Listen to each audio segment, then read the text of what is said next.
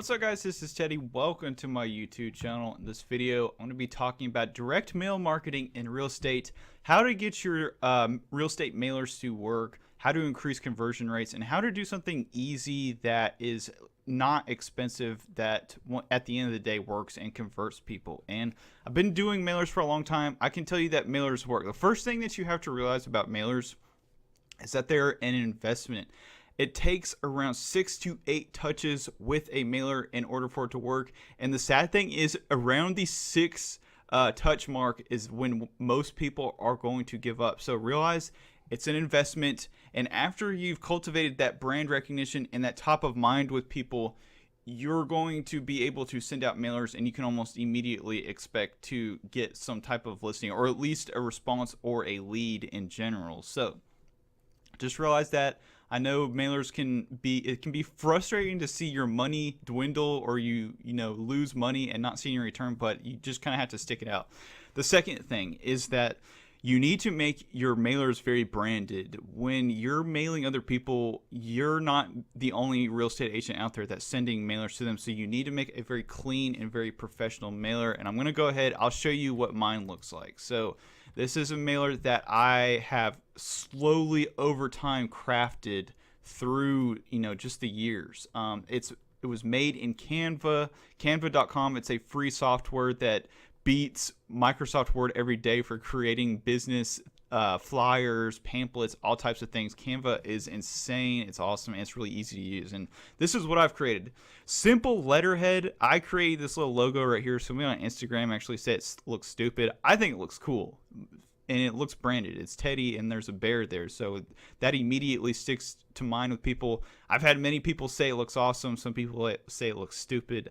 I don't really know, but I do know that it works. And I got a lead off of it just the other day. So another thing is you need to have a reason that you're mailing people. If you don't have a reason, a very clear reason in the very beginning, people are going to be like thrown off. If you've ever seen another real estate agent's, I see another real estate agent's mailers in this time, and it's like, download my app. Are you interested in buying? Are you, it's very unclear of what they want and, what they're trying to communicate to you. So I always say to make it very short and make it very clear and have a very clear call to action. So this one is just the reason I am mailing them. I just wanted to let owners know in Smith Creek Estates that a house sold for 130. So you're providing a little bit of upfront information. You're educating people on the market. You're not just blasting spam out to people and just hoping something sticks. Provide a piece of content. Provide a piece of information. I also said that I have a buyer with a signed buyer's agency that is interested in purchasing and is pre-approved, which I really did, and I actually picked up that buyer from the last listing that I had. And the last thing, and this is the call to action, please call if you have any questions about what your property is worth and if you've considered selling yourself. And that is basically, I've given you this little piece of information. I've told you, I've educated you on the market. If you have know anybody that wants to sell, or if you're considering selling yourself, please give me a call. And then I have Sincerely Teddy Smith, and I actually sign each one at the bottom, and I make sure to drop that Zillow 5-star agent because it gives you credibility and it looks cool. One last piece of advice I always tell people is provide some type of infographic and some type of little thing that people can look at. People are attracted to shiny objects. Whenever I look at a mailer that's just very dull, I'm just like, this is boring, man. I need something to look at. Okay, so obviously I think that there's other ways that you can structure it. When you first start out mailing, you may not even have a just listed, so you need to provide maybe market stats for people, or you need to do like a little introductory mailer. You're just simply telling people about yourself. And a lot of times you can do blanket mailers. Blanket mailers is when you put like a bunch of money up front and you send out like 1,000 mailers, and you blanket an area. You see if you can get a response, and if you get responses in those areas, then you start hitting the same areas. All I contact is absentee owners. So every single absentee owner in the place that I live, which is Wilmington, has seen my mailers, and people call sometimes and tell me to take me off their list. I do take them off my list, but I beat the absentee list in my area to death. I've hit people with Facebook ads, I've door knocked people, I've cold called people, and eventually after time, people will start converting. So if you want to create your own, you just go up here, And I've already I was trying to make like a little example one, but let's just make one very quickly. Just create a little letterhead. Just go to letterhead. I'm sorry if I went too fast. Okay, you go to create a design. You go down to documents, and then you go to letterhead. Then you have a nice selection here. You can do stuff that's really modern. You can do things that are kind of have like a feminine feel to them. There's stuff like this. There's just so many different ways. You could even go like this. Let's just make an example here. Okay. This one's out there. I don't know if I would do that. This one's a little, that one, let's see if I can, yeah. I'm gonna go up here.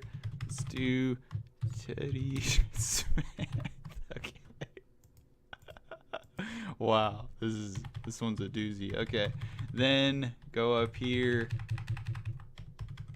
Okay, I don't know. I can't figure this thing out. Okay, here we go.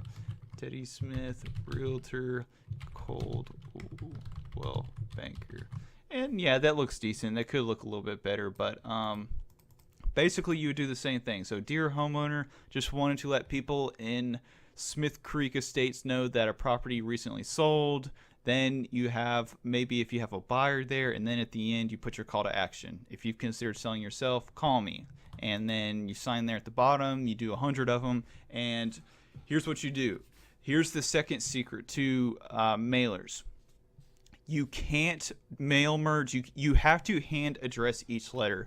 When you hand address each letter, people are going to open them, and you stick out like a sore thumb amongst other real estate agents.